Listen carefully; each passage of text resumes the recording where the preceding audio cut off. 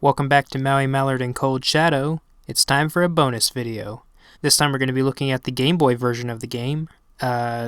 This version was made by Bonsai Entertainment, and it was released in 1998, a whole 2 to 3 years after the initial release.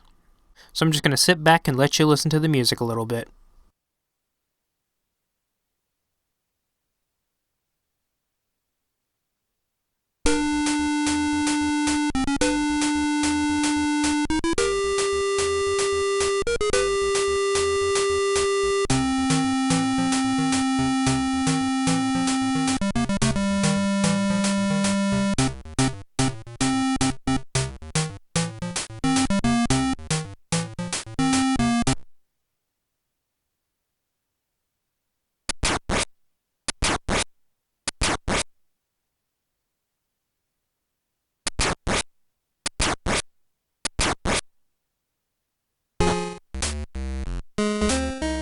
And we have gameplay. For the most part, the graphics look okay. I can tell this is the Mojo Mansion, and Mallard's sprite looks okay. It looks like Mallard, except for his shooting animation, which makes him look like he's holding a flashlight instead of a gun. One of the biggest differences in this game is that you have a limited amount of ammo. Originally, you could just shoot as much as you want, but in this version, you have to sort of pick your shots. Luckily, there's not too many enemies in any given level, so that's not too much of a problem. Here we have the first enemy, I'm gonna call it the fat guy face, because it certainly doesn't look like a tiki head. And up ahead we see the butler, which is half the size of Maui and only has one attack that is extraordinarily short range, and it's kinda ridiculous.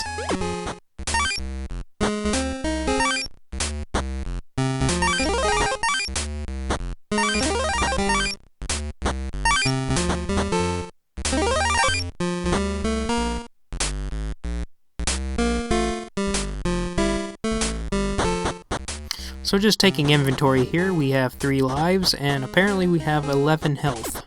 I'm not quite sure what that's about, but whatever. I guess that means we can take 11 hits before we can die.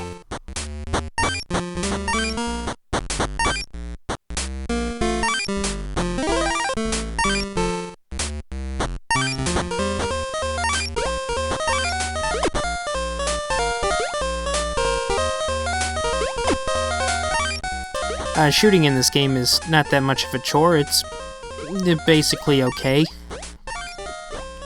Okay, maybe I spoke a little too soon. It's alright if you're shooting at something that's, I don't know, manageable. That's not a tiny little spider. Also, you notice we just got hit, and now we're down to 17 health instead of 11. Well, that's because it's not a number. It's actually a vertical health bar. A vertical health bar that's about 20 pixels high. I have no idea why they decided to use a vertical health bar for such a small amount of space. I mean, they could have gotten away with, I don't know, maybe a horizontal life bar? Or hell, freaking hearts would have done the job. Or even the little tropical punch glasses would have sufficed, I guess. Anything but a freaking vertical health bar. Get on there. There we go. Alright, now jump off. Jump off. Come on, jump off. I'm stuck. What the heck? I'm stuck. I can't get off. Oh, there we go. Okay.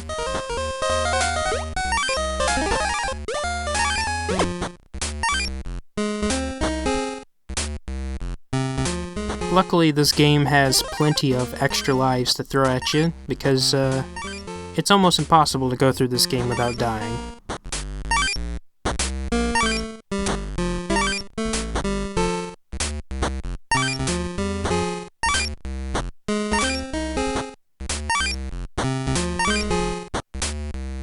Now apparently Maui is up against a wall, even though he's not. Oh, there it goes, it fixed itself.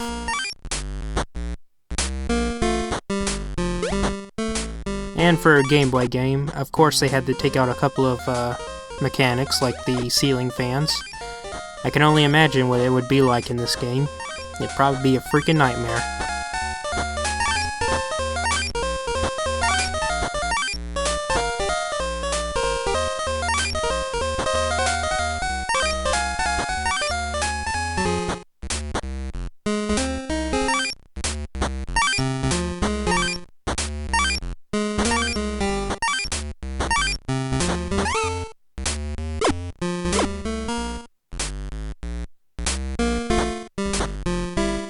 to its credit, at least the levels are shorter, so I guess that helps.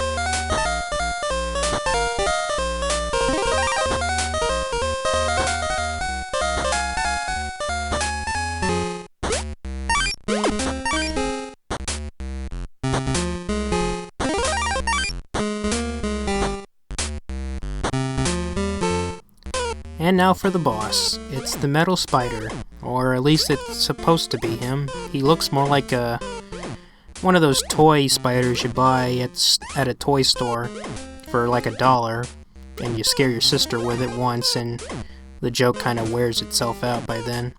Anyways, the strategy to beat him is just walk forward and shoot. That's it.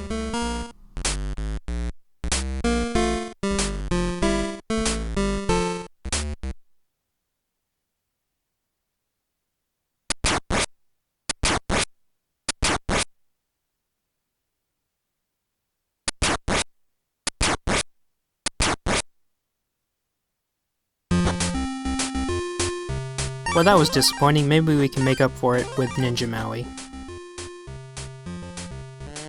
Oh, there's Ninja Maui.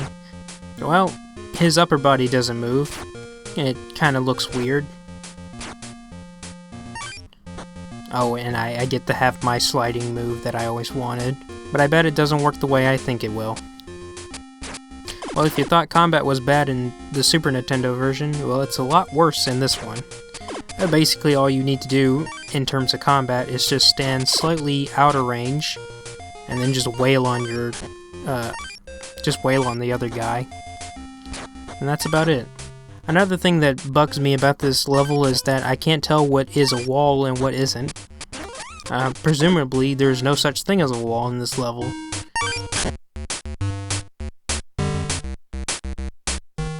Just imagine trying to play this on a game, like an actual Game Boy, the one that didn't have the backlight or anything like that. Ah, that'd have to be terrible.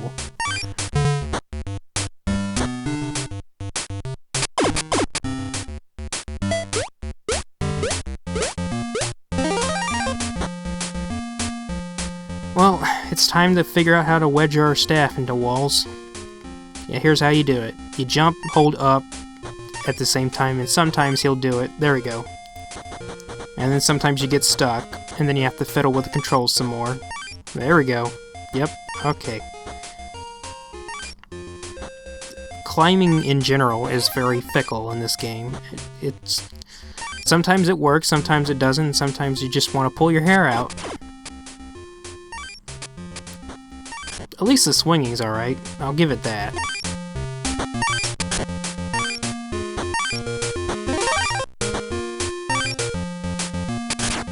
Speaking of swinging and going wherever the hell we want, we're just going to skip over that whole golem section because I don't want to see that again. And here we go again. We're going to do another one of these.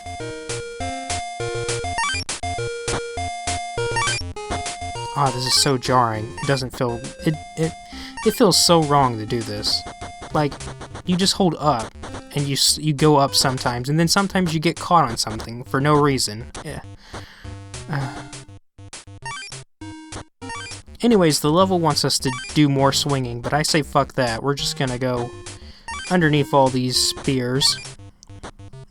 And we're just gonna walk to the end of the level. Screw this.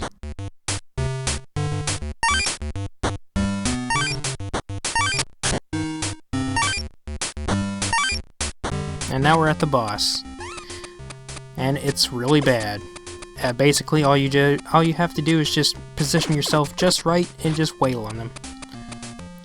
I mean, the enemy's attacking animation is so slow that, I mean, you can basically just take them out before they even hit you.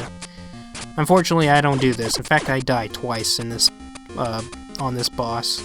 Oh, ain't I talking big. What I was supposed to do is, when I go to low health, usually there's going to be a health drink to the far left of me, but I didn't go get it, and I wasn't keeping an eye on my health. Luckily, I wise up and I succeed on this one.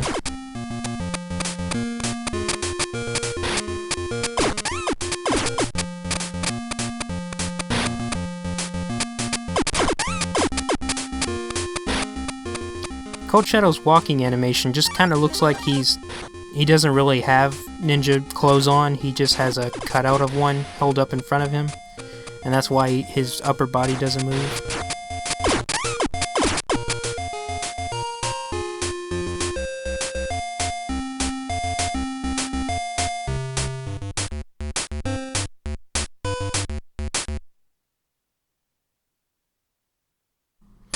Well, here we go, the last level we're going to be looking at.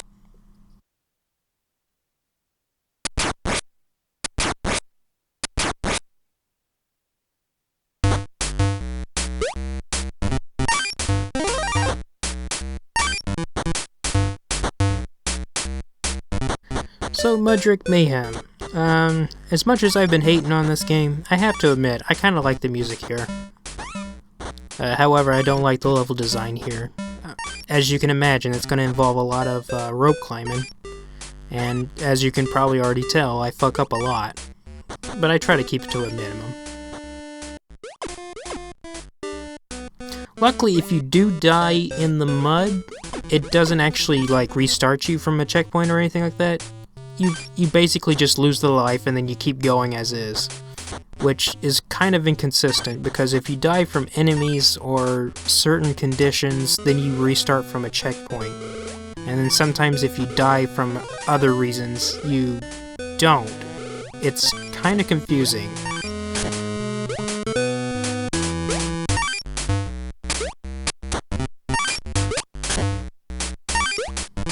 So here I am making an attempt to explore the entire level, but I mean, the swinging's okay, but I don't know if I'm gonna be wanting to do this too much, so I just said the hell with this, and we're just gonna go to the rest of the level. Besides, we're gonna look at more of the broken ass shit in this level, like falling through random pieces of geometry.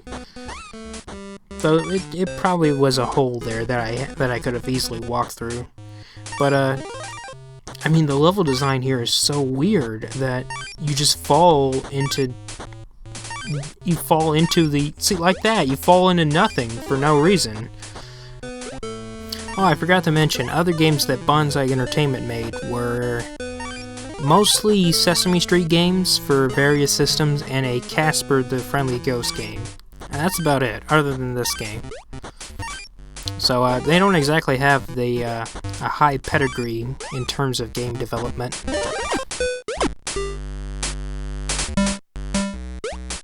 Oh well, so this is basically just the same as before. All we have to do is get up the trough and activate that mud platform at the very beginning. Or we can just fall through the floor. That works too.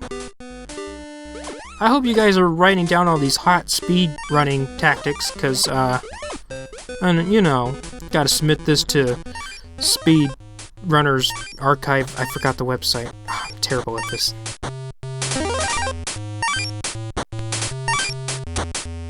Alright, boss time. Boss is really easy. All you have to do is duck whenever he throws a spear. And he'll throw a spear about every 3 or 4 times he stops, I guess. And that's basically it. That's the whole boss. And with that was the Game Boy version of Maui Mallard and Cold Shadow. I hope you enjoyed this. I certainly didn't. See you next time.